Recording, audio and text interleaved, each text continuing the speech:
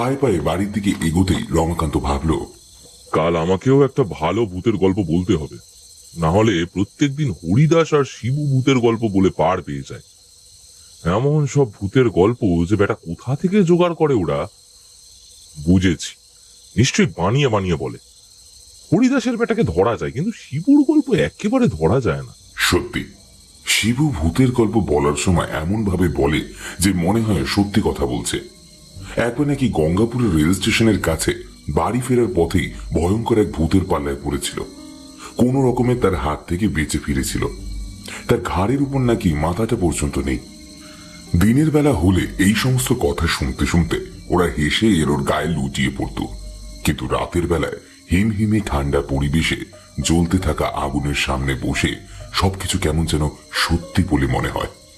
শিবু যখন বলে, রাতের অন্ধকারে যা দেখা যায় তার সবকিছু সত্যি নয়, বুঝলি রমাকান্ত, তার সবকিছু সত্যি হতে পারে না, তখন রমাকান্তর মনে হয়েছিল তার পাশে বসে থাকা শিবু, হরিদাস এরা দুজন সত্যি নাও হতে পারে। হতেই তো পারে সবকিছুই তার চোখের ভুল। রাতের অন্ধকারে এমন কোনো এক মায়াজাল ছড়িয়েছে যার জন্য। কথাগুলো ভাবতে ভাবতে ফেরার পথে একটু অন্যমনস্কই হয়ে গিয়েছিল রমাকান্ত। আশেপাশের বাড়িগুলোয় সবাই দরজা বন্ধ করে অনেকক্ষণ আগেই শুয়ে পড়েছে। আসলে তিনজনের একটু শহরের ছোঁয়া ছিল। লকডাউনের আগে পর্যন্ত তারা শহরের কাছে কোথায় একটা কাজকর্ম করে জীবিকা নির্বাহ করেছে। লকডাউনের কারণে বাড়ি ফিরে আসতে হয়েছে। তারপরে এসে আবার এই গ্রামের চাষবাস, মাছ ধরা, মজুরি খাটা, গরুর গাড়ি চালানো এইসব নিয়েই পড়েছে। কিন্তু এই সমস্ত হলে কি হবে, শহরের হাওয়া গায়ে লেগেছে, তাই একটু রাত পর্যন্ত ওরা মাঝে মাঝেই এখানে ওখানে বসে আড্ডা দেয়। আগে লুকিয়ে লুকিয়ে বিড়ি খেত, এখন সেটা করতে হয় না। তবে তবুও গ্রামের কিছু বয়স্ক লোকজনকে এড়িয়ে চণ্ডী মণ্ডপের পেছনে যেখানে জঙ্গলটা আছে সেই জঙ্গলের কাছে তিনজনে মাঝে মাঝেই বসে। একটা বড় গাছের গড়ি রাখা আছে। কালী পুজোর পর শীত পড়েছে বলে সেখানে আর যায় না। সে যাই হোক, রমাকান্ত চমকে উঠেছিল অন্য একটা কারণে। পথের কোথাও থেকে ইনিয়ে বিনিয়ে কান্না করার শব্দ শুনতে পাচ্ছিল সে। আশ্চর্য, এত রাতে কি কাঁদছে? কারোর কোনো বিপদ হলো নাকি? আলোটা তুলে ধরে রমাকান্ত চারিদিকটা ভালো করে দেখল। না, কোথাও কেউ নেই। কান্নার শব্দটাও বন্ধ হয়ে গেছে। আরো খানিকটা হেঁটে যাওয়ার সঙ্গে সঙ্গে আবার সেই কান্নার শব্দ শোনা গেল। আর এইবারে যেন সেই কান্নার শব্দটা ঠিক তার পেছন দিক থেকে শোনা গেল। এইবারে হ্যারিকেন ঘুরিয়ে কিন্তু বিফলে হতে হলো না। জঙ্গলের একপাশে একটা বাচ্চা মেয়ে দাঁড়িয়ে আছে। বয়স কত হবে, 7 কি 8। খালি গা, মাথার চুলগুলো মুখের দুপাশে এলোমেলো ভাবে পড়েছে। দুটো হাত দিয়ে চোখ টলতে টলতে সে কেঁদে চলেছে। আরে কোন বাড়ির মেয়ে তুই? রাতের বেলায় এমন বাইরে বেরিয়েছিস কেন? এমন ঠান্ডায় খালি গায়ে এমন ভাবে কেউ বেরোয় নাকি? খালি গায়ে ঠিক বলা যায় না। অন্য একটা ছোট্ট জামা রয়েছে বটে, তবে তাতে ঠান্ডা মানবে না। বলা যায় সোয়েটার জাতীয় কিছু একটা সে পরেনি। রমাকান্ত চাদরটাকে একটু ভালো করে জড়িয়ে নিল, বলল, আরে কথা বলছিস না কেন? হাতটা সরা দেখি। কোন বাড়ির মেয়ে তুই? ও বুঝেছি, গোসাই বাড়ির মেয়ে না? কিন্তু এখানে কি করছিস? মেয়েটা তবুও কোনো কথা বলে না। রমাকান্ত পড়ল বিপদে। এত রাতে একা একা মেয়েটা বাইরে বেরিয়েছে, তাছাড়া মেয়েটাকে সে চিনতে পারছে না ঠিক করে। মুখ থেকে হাত না সরালে চিনবেই বা কি করে? অন্ধকারটা বাড়ছে, কুয়াশাও অল্প অল্প জমতে শুরু করেছে বটে, তবে তাতে দেখার অসুবিধা খুব একটা হচ্ছে না। হ্যারিকেনটা মাটিতে নামিয়ে রেখে রমাকান্ত এবার 2 পা এগিয়ে গেল বাচ্চা মেয়েটার দিকে। মেয়েটা ততক্ষণে মুখ থেকে হাত সরিয়েছে, কিন্তু চুলগুলো মুখের কাছে এসে পড়েছে। রমাকান্ত আবার বলল, কি হয়েছে বল? মেয়েটা কিন্তু এবার কান্না থামিয়ে দিল। রমাকান্ত আরো খানিকটা কাছে এসে মেয়েটার মাথার উপর একটা হাত রেখে তার মুখের উপর থেকে চুলটা সরাতেই বুঝতে পারল, আরে এ তো গোসাই বাড়ির মেয়েটা। মেয়েটা কিন্তু কিছু বলল না, ফ্যাল ফ্যাল করে তার দিকে তাকিয়ে রইল। রমাকান্ত বলল, কি হয়েছে রে, মুখে বল কিছু। হঠাৎ রমাকান্তর দিকে দুটো হাত বাড়িয়ে দিয়ে খিলখিল করে হেসে উঠল মেয়েটা। তারপর তার হাত সামনের দিকে তুলে একটা আঙুল দেখাতে লাগলো সামনের দিকে। গোসাই বাড়ি এখান থেকে খুব একটা দূরে নয়, পথে হেঁটে গেলেই পড়বে। যেভাবেই হোক মেয়েটাকে সেই পর্যন্ত নিয়ে যেতে হবে, না হলে একা একা রাতের বেলা, কথাটা ভেবেই সে মেয়েটার হাতটা ধরল। কিন্তু ওই মেয়েটা দুটো হাত তুলে দেখাতে লাগলো উপরের দিকে। রমাকান্ত হেসে বলল, কুলে করে যাবি? আচ্ছা ঠিক আছে, ঠান্ডা লাগছে তাই না? মেয়েটাকে কোলে নিতে গিয়ে রমাকান্ত বুঝলো মেয়েটা কোলে উঠবে না, সে কাঁধে উঠতে চায়। একটু অবাক হলেও মেয়েটাকে কাঁধে নিয়েই সে এগোতে লাগলো গোসাই বাড়ির দিকে। রমাকান্ত সামনের দিকে এগিয়ে যাচ্ছিল। এমন সময় কাঁধের উপর চাপটা যেন ক্রমশ বেশি হচ্ছে বলে তার মনে হচ্ছে। রমাকান্ত বলল, এইটুকু মেয়ে তুই এত ভারী হলি কি করে রে? কথাটা বলেই রমাকান্ত মুখটা তুলে পিছনে তাকিয়েছে, অমনি দেখতে পেল একটা মাথা ঠিক তার ঘাড়ের ডান পাশ থেকে তার সামনের দিকে এগিয়ে এসে তার দিকে তাকিয়ে রয়েছে। তার চোখের জায়গায় কালো কুচকুচে পাথরের মতো জ্বলন্ত কিছু একটা, মুখের ভেতরে দাঁতগুলো লম্বা হয়ে গেছে অনেকটা, নাকের জায়গায় দুটো গর্ত, আর গোটা শরীরে যেন জলের ধারা। অদ্ভুত পচা গন্ধ তার নাকে এসে ধাক্কা দিল। কাঁধ থেকে মেয়েটাকে নামাতে যেতেই সে বুঝতে পারলো তার পিছে বসে থাকা সেই বাচ্চা মেয়েটা যেন কেমন বড় আর বিভৎস হয়ে গেছে।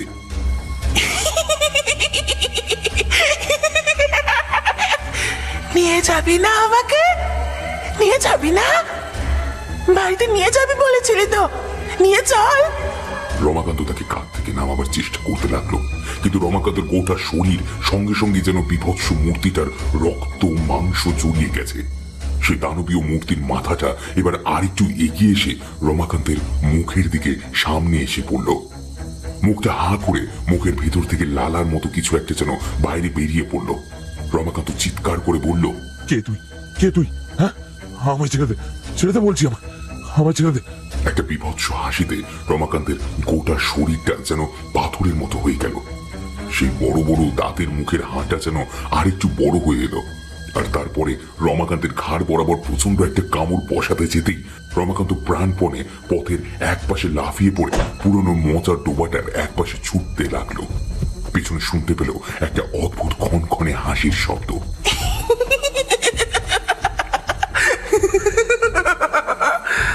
কোথায় যাবি? আমার হাত থেকে পালিয়ে চাবিটা কোথায়? আজ রাতে তুই আর বাঁচবি না। হ্যালো এভরিওয়ান, আমি দিবেন্দু দাস রয়েছি আপনাদের সাথে বঙ্গকথা ইউটিউব চ্যানেলে। আপনাদের সবাইকে জানাই স্বাগত। আজ আপনারা শুনবেন লেখক সুকান্ত দাসের কলমে গ্রাম বাংলার হারহীন করা একটি ভূতের গল্প, শীতের রাতে ভুতুড়ে আড্ডা। শুরু হচ্ছে আজকের গল্প। চণ্ডীমণ্ডপের পেছনের দিকে ভাঙা জঙ্গলের কাছে বসে পরদিন সমস্ত কথাই রমাকান্ত খুলে বলল শিবু আর হরিদাসকে। অবাক চোখে রমাকান্তর দিকে তাকিয়ে থেকে সমস্ত কথা শুনে হরিদাস বলল, মিথ্যে কথা বলছিস না তো? কালকে আমাদের গল্প শুনে নিজে একটা গল্প বানিয়ে বানিয়ে বলবি বলে এসব কথা বলছিস না তো? মিথ্যে কথা বলতে যাব কেন? তাছাড়া সাহস থাকলে তোরা একা একা একবার রাতের বেলা ওই তেঁতুল গাছ তলার কাছটা দিয়ে আমার বাড়ির দিকে হেঁটে যাস, তাহলে সত্যি না মিথ্যে সবকিছু বুঝে যাবি। কিন্তু তোর ঘাড়ের উপর উঠলো, তোকে তাড়াও করলো, তারপরে তুই বেঁচে গেলি কি করে? সে আমার কপালে জোরে বেঁচে গেছিলাম। ওই পচা ডোবাটার পাড় দিয়ে দৌড়ে গিয়ে তারপরে ওই পাশ দিয়ে বাড়ি ফিরে গিয়েছিলাম। সারা রাত কি ভীষণ জ্বর ছিল। সকাল হওয়ার পর তো বদ্যি ডাকা হয়, সে অনেক ব্যাপার। তার মানে তুই বলছিস ওই গ্রামের তেঁতুল গাছটার তলা থেকে যাওয়ার সময় তুই ব্যাপারটা দেখতে পেয়েছিস, তাই তো? তেঁতুল গাছের কাছে কিছু একটা আছে বলে আমি একবার শুনেছিলাম বটে। কি আছে বলতো? ঠিক জানি না, তোরা তো জানিস আমাদের এই গঙ্গাপুর গ্রামটার ভীষণ বদনাম আছে। অনেক কিছু দেখা যায় রাতের বেলা, পথে এখানে ওখানে মাঝে মাঝে অনেক কিছু দেখা যায়। নেহাত আমাদের সাহস আছে তাই চট করে তেমন কিছু চোখে পড়ে না। রমাকান্ত ভীতু, তাই ওকে ধরেছে। ভীতু হোক বা সাহসী, অমন খারাপ অবস্থার মধ্যে পড়লে তোরা বুঝতে পারতি। আর বেশি দেরি করা যাবে না বুঝলি, তাড়াতাড়ি বাড়ি ফিরতে হবে। যদিও মা আসার সময় বারণ করেছিল, তবুও। তোর মা তো বলেছিলি মাসির বাড়িতে গেছে, তাও আর বাবা মা দুজনেই। তুই একা একাই তো ছিলি, তোর মা ফিরলো কখন? আজ সকালেই ফিরেছি। ওসব কথা ছাড়, আজ একটা গল্প বল, ভূতের গল্প। রমজান তো ভূতের পাল্লায় পড়ার পরেও আজ আবার ভূতের গল্প শুনতে ইচ্ছে করছে। আর কি করা যাবে? আচ্ছা, ওই হরিদাস ওই গল্পটা বল না। ওই যে তুই যেই বাড়িতে কাজ করছিস, সেই যে কারখানায়, ওই কারখানায় যে গলায় দড়ি দিয়ে লোকটা মরে গেছিল। হরিদাস বলতে শুরু করবে তার আগে গলা খাঁকড়িয়ে নিল। তার সামনে জ্বলতে থাকা আগুনে একটা বিড়ি ধরিয়ে নিল সে। আশেপাশের ঠান্ডাটাও একটু একটু করে বাড়তে শুরু করেছে, কিন্তু ওদের কেমন যেন গরম লাগছে। ধিক ধিক করে চলতে থাকা আগুনের জন্যই হোক, কিংবা রমাকান্তের মুখে একটু আগে শোনা একটা সত্যিকারের ভূতের গল্পের জন্যই হোক, চাদরটা ওরা একটু আলগা করে নিয়েছিল। চণ্ডী মণ্ডপের পিছনে ভাঙা জঙ্গলটার কাছে আগুনের কাছে তিনজনে আলাদা হয়ে বসেছিল মাটির উপরে। ওই জায়গাটার নাম ভাঙা জঙ্গল, নামটা কে দিয়েছিল কেউ জানে না, তবে ছোট থেকেই ওরা এমন কথাই শুনে আসছে। এদিকে চট করে কেউ একটা আসে না। মাঝে মাঝে সুযোগ পেলে একটু নেশা করা যায়, সুযোগ পেলে গাঁজার সিলিং জোগাড় করে দু একটা মেরে একটা দুটো টান মেরে বসে থাকা যায়। হরিদাস বলতে লাগলো, শহরে গিয়ে প্রথমে এক মামার কাছে উঠেছিলাম, কিন্তু মামা যেখানে থাকে সেটা হলো একটা বড় বাড়ি। অনেক লোকে গাদাগাদি করে থাকে, স্নান করা, খাওয়া, ঘুমানো সবকিছু নিয়েই বড় সমস্যা। তো মামা কি করলো, একটা কারখানায় আমার ব্যবস্থা করে দেবে বলেছিল। সেখানে থাকার ব্যবস্থা হয়ে যাবে। ওই কারখানার দারোয়ান, মানে দারোয়ান বললেও সে কিন্তু ওখানে অনেক পুরনো, তার সঙ্গে মামার চেনাশোনা ছিল। তাকে বলে সেই কারখানায় আমায় ঢুকিয়ে দিল। ওখানে রাতের বেলা সেই দারোয়ানের সঙ্গে এখানে ওখানে একটু পাহারা দেব, আর তার ছোট ঘরে মাথা গোজার জায়গা হয়ে যাবে। ব্যবস্থা একদম পাকা। কারখানার ক্যান্টিনে খাবারের ব্যবস্থা, কারখানায় সারাদিন কাজ, আর রাতের বেলা দারোয়ানদের সঙ্গে ঘুরে ফিরে পাহারা দেওয়া, তারপর ঘুম। এমন সুন্দর ব্যবস্থা যে মামা করে দিয়েছিল, কিন্তু কপালের ভিড়ে সেই কাজ রাখতে পারলাম না। কেন রে? সেই কথাই তো বলছি। আরে রমাকান্ত, আগুনের দিকে এমন ভাবে তাকিয়ে আছিস কেন? গরম লাগছে নাকি? আগুনটা কমিয়ে দেবো? না না, ঠিক আছে। আরে আগুনের কাছে এসে বস, অত দূরে বসে থাকলে তো ঠান্ডা লাগবে। ঠান্ডা অল্প আছে বুঝলি, আগুনের সামনে গেলে আরো বেশি গরম লাগবে। গরম গরম বলেই তো মনে হচ্ছে। তোরা ওখানে বস, আমি একটু দূরেই ঠিক আছি। তারপর হরিদাস বল। কারখানায় ভালোভাবে আমার দিন কেটে যাচ্ছিল। কারখানাটা কিন্তু আবার শহরে নয়, শহর থেকে একটু ভেতরের দিকে, গ্রাম বললে ভালো হয়।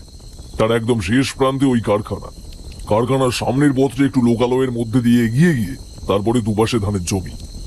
একমাত্র সেখানে একটা রেল স্টেশন ছিল, যার জন্য মাঝে মাঝে লোকজন একটু বেশি হতো। কিন্তু সেই জায়গাটা রাতের বেলা যাকে বলে খুব নির্ঘুম হয়ে পড়ে থাকতো। দারোয়ান আমায় বারবার বলতো, রাতের বেলা একা একা কোথাও যাবি না বুঝলি, আর গেলেও হাতে টর্চ নিয়ে যাবি। দারোয়ানের সঙ্গে থেকে একটা টর্চ আমি নিজের জন্য পেয়েছিলাম, না হলে তো ওই হ্যারিকেন লণ্ঠন ছিল ভরসা। রাতের বেলা ক্লান্ত হয়ে দারোয়ানের ঘরে গিয়ে শুয়ে পড়তাম। ঘুম ভাঙলে দেখতাম দারোয়ান কার সাথে যেন কারখানা এখানে ওখানে ঘুরে বেড়াচ্ছে, আর মাঝে মাঝেই কাদের সঙ্গে যেন কথা বলছে।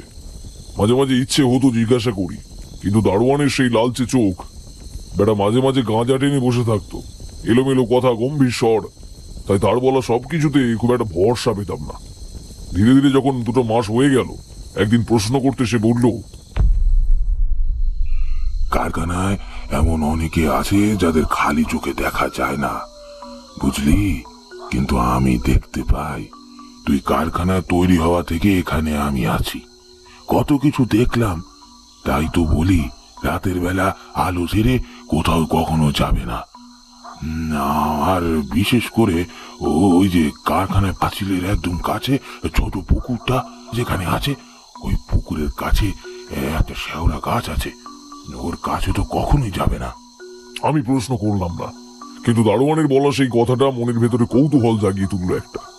কারখানায় কাজ করি, খাই দাই, ঘুমাই। দারোয়ানের সঙ্গে মাঝে মাঝে কথায় কথায় এটা ওটা বলে এইভাবে সময় কেটে যাচ্ছিল ভালোই। কিন্তু একদিন হলো বিপদ। দারোয়ান কি একটা কারণে ছুটি নিয়ে তার দেশের বাড়িতে গিয়েছে দুদিনের জন্য। একজন মারা গেছে। এদিকে দুদিনের জন্য তো নতুন দারোয়ান রাখা যায় না। কারখানার ম্যানেজারের সঙ্গে কথা বলে আমি ঠিক করলাম, দুটো দিন না হয় আমি রাতের বেলায় একটু ঘুরে ঘুরে পাহারা দিয়ে দেব। কারখানাটাও বেশি বড় নয়, দুটো বড় বড় ঘর, বাইরে একটা ক্যান্টিন, আর তার পাশে খানিকটা ফাঁকা জায়গা দিয়ে বড় জোর মেরে কেটে ওই আমাদের সামনে ফাঁকা মাঠের মতো জায়গা হবে আর কি। ওই আর কতটুকু। এক পাশ থেকে অন্য পাশে দাঁড়ালেই দেখা যায় দিনের বেলা। কাজ সেরে রাতের বেলা সবাই চলে যাওয়ার পর আমি নিজের হাতে সমস্ত দরজায় ভেতর থেকে তালাগুলো দিয়ে দিলাম।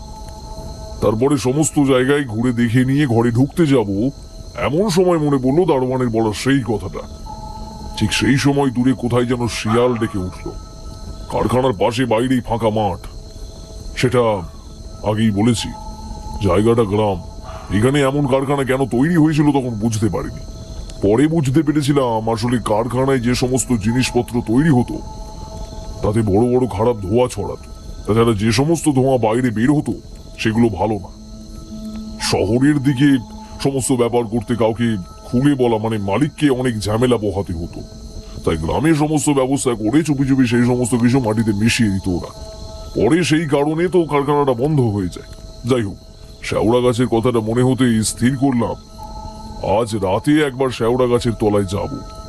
শরীর খারাপ লাগছে নাকি? হ্যাঁ, মাঝে মাঝে কেঁপে উঠছিস, চাদর দিয়ে তো পুরো মুখটাই ঢেকে ফেলেছিস রে। জ্বর জ্বর একটু লাগছে, হরিদাসের গল্পটা শুনেই বাড়ি চলে যাব। কি যে হলো তোর, আবার শরীর খারাপ বাদালি ভাই? আচ্ছা তারপর শোন, সেই শ্যাওড়া গাছের দিকে আমি তো এক পা করে হেঁটে যাচ্ছি। বারবার মনে হচ্ছে কাজটা করা ঠিক হচ্ছে না, কিন্তু মনের কৌতূহলকে আটকায় কি করে? এক সময় হাঁটতে হাঁটতে সেই গাছের তলায় গিয়ে টর্চের আলো চারিদিকে ফেলে নিজের মনেই হেসে উঠলাম। কোথাও কিছু নেই, একটা শিয়াল পর্যন্ত শ্যাওড়া গাছের তলায় ডোবার কাছে নেই।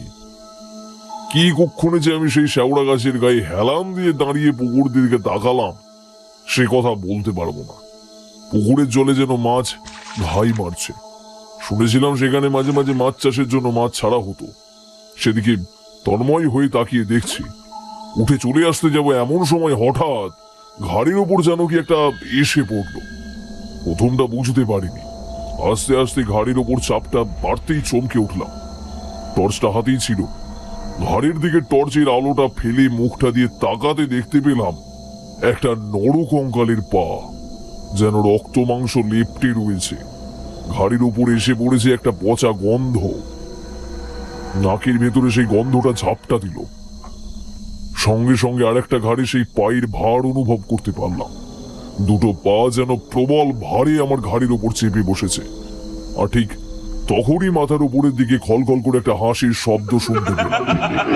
হাতের আলোটা কখন যেন নিজে থেকে উপরের দিকে ঘুরে গেছে আমি বুঝতে পারিনি, কিন্তু সেই দিকে তাকিয়ে যা দেখতে পেলাম তাতে আমার বুকের রক্ত যেন হিম হয়ে গেল। কোনোভাবে ঘাড় ঘুরিয়ে দেখতে পেলাম আমার ঘাড়ের ওপরে এসে দাঁড়িয়েছে একটা আধ খাওয়া পচা গলা নরকঙ্কাল। তার মুখটাও মানুষের মতো, কিন্তু চামড়া রক্ত মাংস এখান থেকে উঠে গেছে। চোয়ালের কাছে খানিকটা হাড় বেরিয়ে এসেছে। মুখের দাঁতের খানিকটা অংশ যেন নেই। দু চোখ সাদা মণিবিহীন, ফ্যাকাশে, আর চোখের অর্ধেকটা অংশ ভালোভাবে দেখা যায় না। খলখল করে হেসে উঠে সে বলল,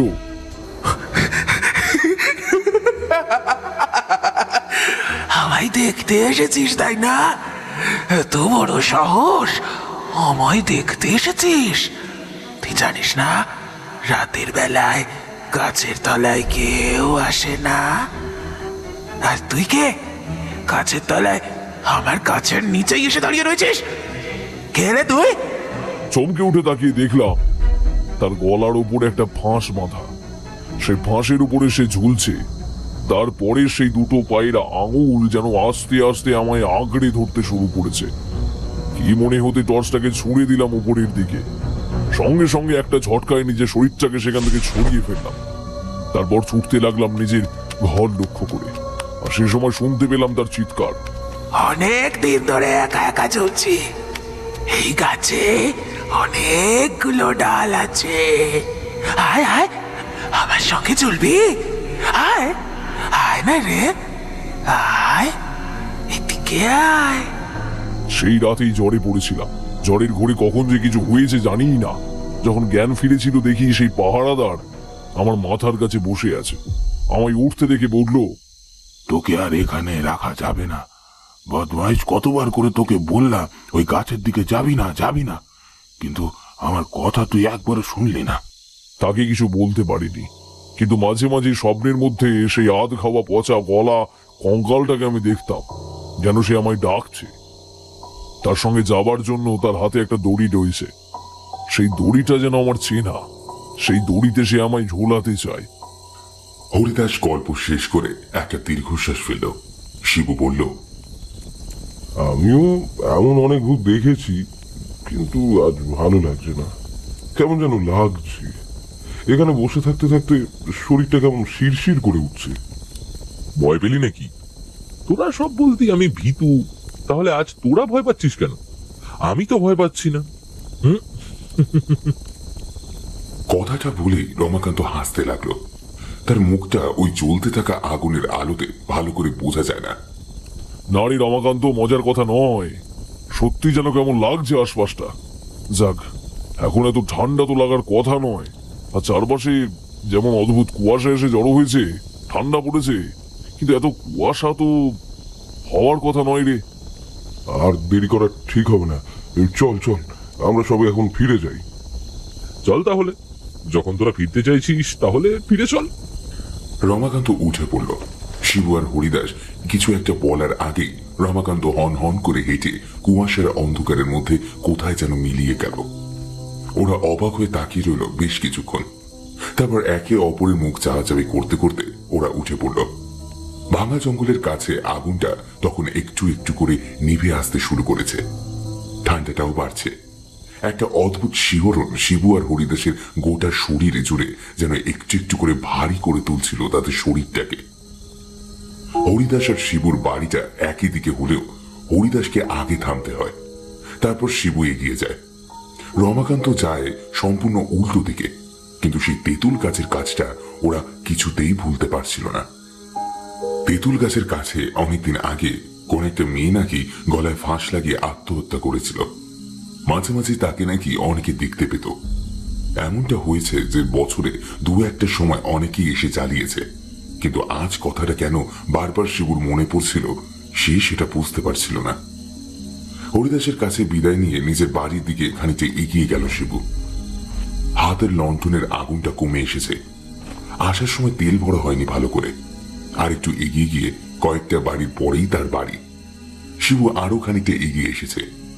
এমন সময় পেছন থেকে কার যেন একটা ডাক শুনতে পেল। শিবু, শিবু। ডাকটা শুনে পেছনের দিকে তাকিয়ে একবার কিছু দেখতে পেল না শিবু। আরে, কে যেন ডাকলো বলে মনে হলো না? গলাটাও কেমন চেনা চেনা, কিন্তু চারপাশে তো কেউ কোথাও নেই। কুয়াশাও তো এত বেশি নয়, তবে ভাঙা জঙ্গলের কাছে কি কুয়াশাটাই না পড়েছিল।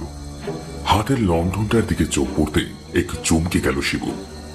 লণ্ঠনটা প্রায় নিভু নিভু হয়ে এসেছে। আর বেশি দেরি করা যাবে না, তাড়াতাড়ি ঘরে ঢুকতে হবে। আকাশে চাঁদের আলো অল্প হলেও শীতের বেলায় চাঁদের আলোটাও কেমন যেন মরা হয়ে যায়। দ্রুত সামনের দিকে পা চালাতে যেতে পথের একপাশে একাকী কাকে যেন বসে থাকতে দেখল শিবু। আরে, এই তুই কে রে? এখন এইভাবে ঘরের সামনে বসে আছিস কেন? কে তুই? ওইটা মণ্ডলদের বাড়ি। শিবু ভাবল মণ্ডলদের কেউ হয়তো বসে আছে। দুটো হাতে মুখ গুজে বসে রয়েছে সে, কোনো কথা বলছে না দেখে শিবু একটু সামনে দিকে এগিয়ে গেল। আর এগোতে এগোতে হঠাৎ করে একটা কথা মনে পড়ে গেল তার। দুদিন আগে রাতের বেলা ওই ভাঙা জঙ্গলের কাছে আগুনের সামনে বসে হরিদাস আর রমাকান্তকে গল্প বলার সময় সে বলেছিল একবার এক অচেনা গ্রামের পথে ঠিক এমন ভাবেই কাউকে একটা ঘরের সামনে বসে থাকতে দেখেছিল। অবাক হয়ে গেল শিবু। সে কিছু একটা বলতে যাবে, তার আগেই দুটো হাতের উপর মুখ গুজে বসে থাকা লোকটা মুখ তুলল। আর সঙ্গে সঙ্গেই ধরে যেন প্রাণটা ফিরে এলো। রমাকান্ত বসে আছে। বেটা, ভয় দেখাবার জন্য এই খান পর্যন্ত এসেছিস? আমার আগেই বোঝা উচিত ছিল। তুই আজ এমন করছিলি, বারবার আমাদের ভয় দেখাতে চাইছিলি কেন বলতো? রমাকান্ত উঠে দাঁড়িয়ে হাসলো, তারপর বলল, কাল রাতে আমি যেমন ভয় পেয়েছিলাম তেমন হয়তো তোরা পাসনি, তাই একটু ভয় দেখাচ্ছি। আরে চ চ, তোকে বাড়ি পর্যন্ত দিয়ে আসি। শিবু মুখে কিছু না বলেও মনে একটু ভরসা পেল। রমাকান্ত বাড়ি পর্যন্ত দিয়ে আসলে ভালোই লাগবে। আর এইখানটা একেবারে যেন শুনশান মতো। রমাকান্ত হাঁটছে, শিবু হাঁটছে, আর কয়েকটা মাত্র বাড়ি। চারপাশে কোথাও কোনো শব্দ নেই।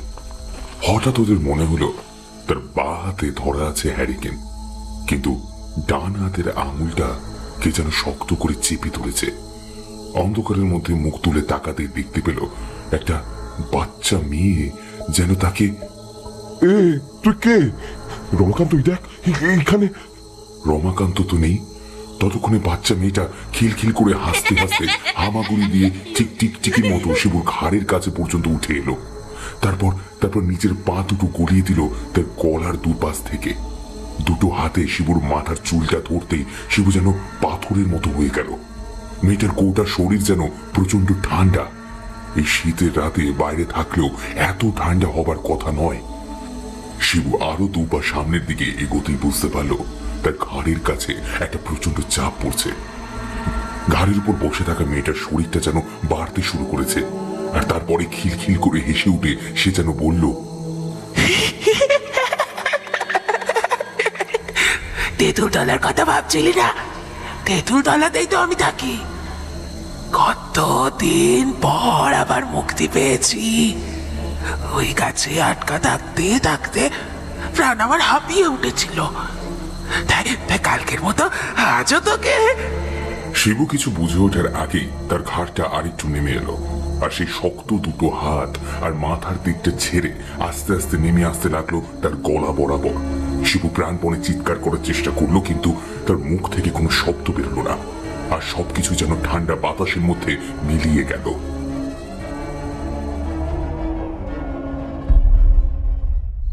বিছানায় শুয়ে শুয়ে হরিদাস ভাবছিল তেঁতুলের গাছটার কথা।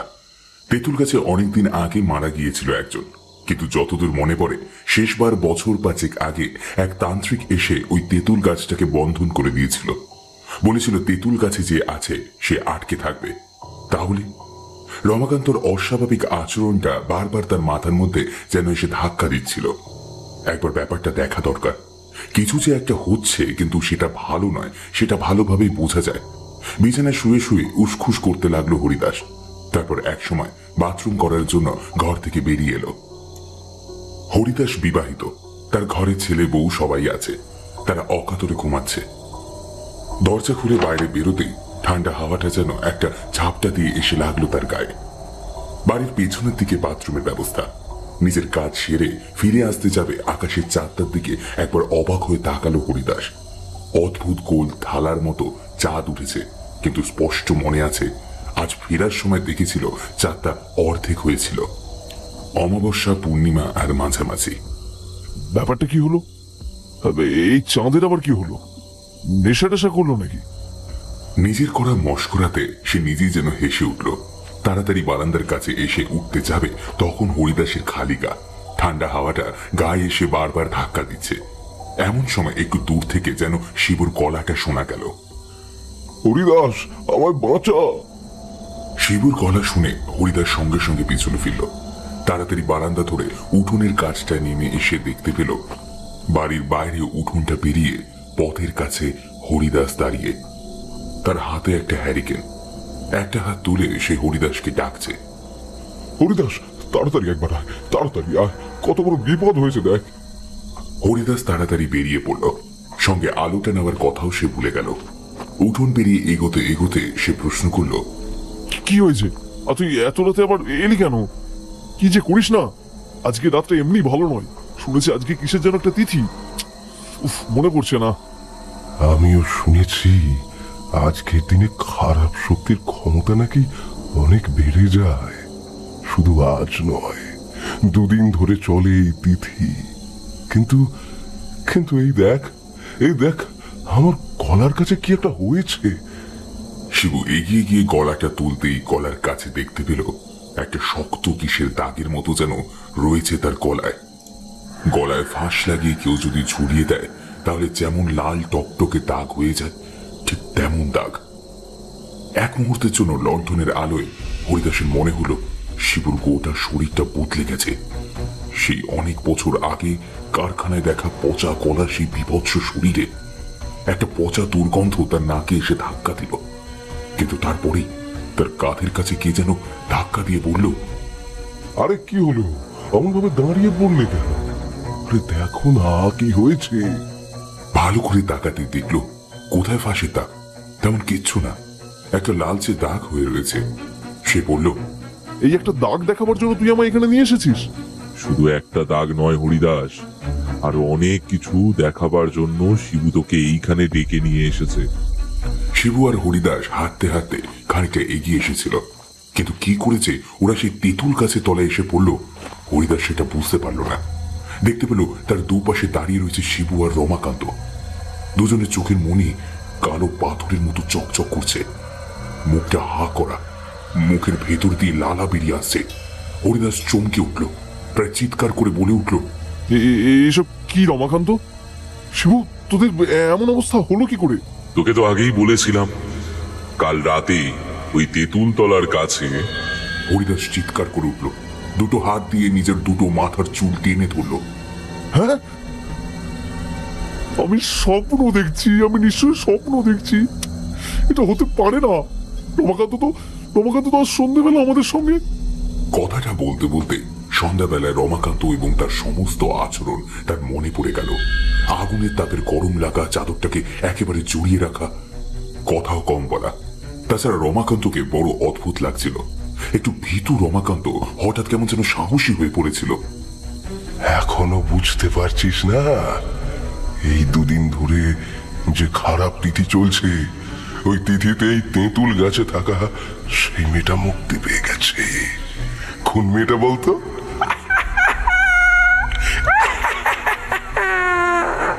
শিবুর কথাটা শেষ হওয়ার সঙ্গে সঙ্গে খ্যাক একটা হাসি ছড়িয়ে পড়ে চারপাশে। হরিদাস মাটির উপরে বসে পড়েছিল। সে এবার দেখতে পায় তেঁতুল গাছের গায়ে হাত লাগিয়ে ঝুলে রয়েছে একটি মেয়ে। এই মেয়েটিকে সে খুব ভালোভাবেই চেনে, তাদের গ্রামেরই মেয়ে।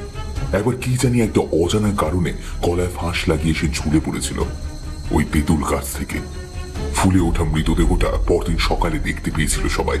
ঠিক এমন সময় তেঁতুল গাছ বেয়ে মেয়েটা ঠিক টিকটিকির মতো মাথা নিচু করে নেমে আসে।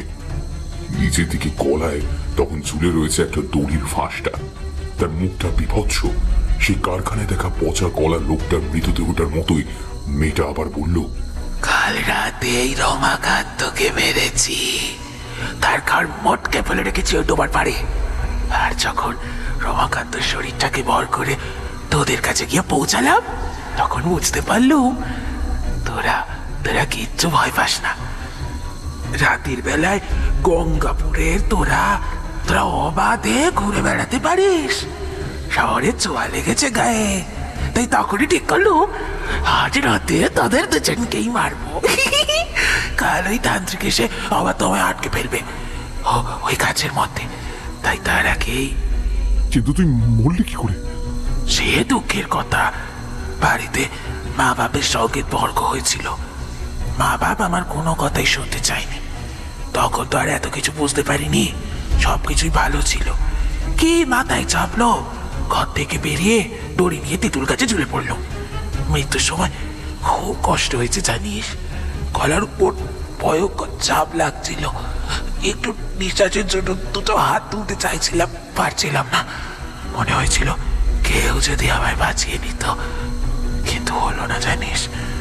তারপর থেকে তো অপেক্ষা করছিলাম সবাইকে মারার।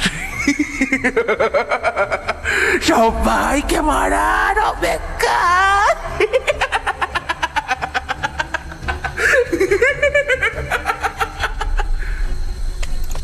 হরিদাস ছুটে সেখান থেকে চলে এসেছিল, বুঝতে পেরেছিল এখানে থেকে পালাতেই হবে।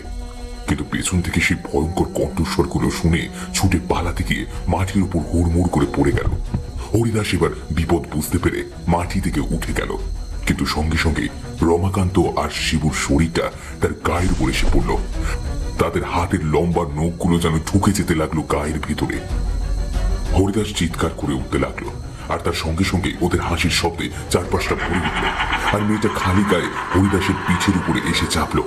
মেয়েটা স্পর্শ ঠান্ডা, আর তার সঙ্গে জলের মতো কেমন ল্যাটল্যাটে কিছু একটা তার গায়ে লেগে আছে। মেয়েটা হরিদাসের মুঠো করা চুল দু হাতে চেপে ধরল। তারপর হাসতে হাসতে একটা হ্যাচকা টান মারতেই হরিদাসের মাথাটা পেছন দিক থেকে মট করে ভেঙে গেল। তিনজনের মিলিত অদ্ভুত কণ্ঠস্বরে চারপাশটা ভরে উঠেছিল। সেই তেঁতুল গাছের তলাটা ঠিক তখনই আরো একটা হাসির কণ্ঠস্বর যোগ দিল। যেন তার সঙ্গে কেউ সেখানে থাকলে দেখতে পেত। চারটি শরীর ঠিক টিকটিকির মতো তেঁতুল গাছ বেয়ে আস্তে আস্তে উঠে যাচ্ছে উপরের দিকে। একদিন পরে গঙ্গাপুরে রমাকান্ত, হরিদাস এবং শিবুর খোঁজ পড়ল। খুঁজতে খুঁজতে গ্রামের লোকেরা যখন ওদের খুঁজে পেল তখন সে এক ভয়ানক অবস্থা। গঙ্গাপুরে রমাকান্তকে ঘাড় ভাঙা অবস্থায় পাওয়া গেল ডোবার মুখে গুজে পড়ে থাকতে। শিবু পড়েছিল তার বাড়ির কাছেই একটা ঝোপের ভিতরে, আর হরিদাসের মৃতদেহটা পড়েছিল সেই তেঁতুল গাছের তলাটা পেছনের ঢালু জমিটার কাছে। সবাই একটা ব্যাপার বুঝতে পারল, এই সমস্ত কাজ আসলে কার। তান্ত্রিক এসে সমস্ত কিছু করে সেই তেঁতুল গাছটার তলায় আবার সেই মেয়েটির আত্মাকে বন্দি করে বলল, এই দুটো দিন ছিল বড় ভয়ানক। এই দুদিন অশুভ শক্তির ক্ষমতা বাড়ে, আর সেই সুযোগেই ও বাইরে বেরিয়ে এসেছিল, তিনজনকে মেরেছে। এমনি তো আর কিছু হবে না, কিন্তু কথা হলো ওই তিনজনের শ্রাদ্ধ শান্তি খুব ভালো করে করতে হবে, নাহলে অপঘাতে মরা তিনজনের আত্মা কিন্তু এত সহজে মুক্তি পাবে না। গ্রামের লোক তিনজনের শ্রাদ্ধ শান্তি বেশ ভালোভাবেই করল, কিন্তু তাতে লাভের লাভ কিছুই হলো বলে মনে হলো না। এখনো মাঝে মাঝে গঙ্গাপুরের চণ্ডী মণ্ডপের পেছনের ভাঙা জঙ্গলের কাছাকাছি যদি কেউ রাতের বেলায় চলে যায় তাহলে শুনতে পায় হাসির শব্দ, কারা যেন কথা বলছে, আর তার মধ্যেই মাঝে মাঝে শোনা যায় তাদের মধ্যে কে একজন বলছে, আরেকটা ভূতে